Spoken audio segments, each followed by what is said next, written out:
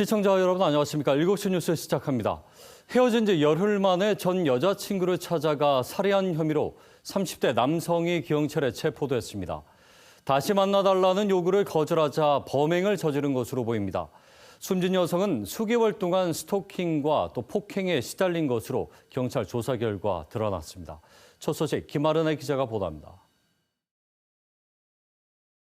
경찰과 소방이 도로를 통제하고 에어매트를 설치합니다.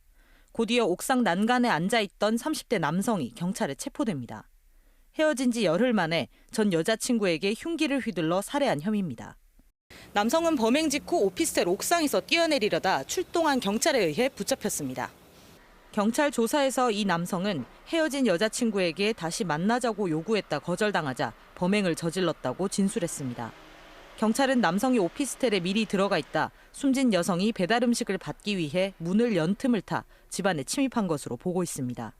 흉기도 미리 준비한 것으로 확인됐습니다. 여자분이 여기서부터 피 많이 흘리고 심폐소생술해도 안 되는 그런 심한 상태까지 되는 것 같더라고요. 조용한 데는 갑자기. 특히 숨진 여성은 지난 6월 이후 3차례나 폭행과 스토킹 혐의 등으로 남성을 경찰에 신고했던 것으로 드러났습니다. 하지만 경찰의 신변 보호 조치까지는 요구하지 않았습니다. 이처럼 지난해 교제 폭력으로 입건된 피의자 수는 13,000여 명, 해마다 늘고 있습니다. 분리 조치라든가 응급 조치라든가 이런 것들이 지금 법적으로 명문화되어 있지 않기 때문에 가정폭력이나 스토킹 범죄와 같은 수준의 피해자 보호 제도를 마련해야 된다.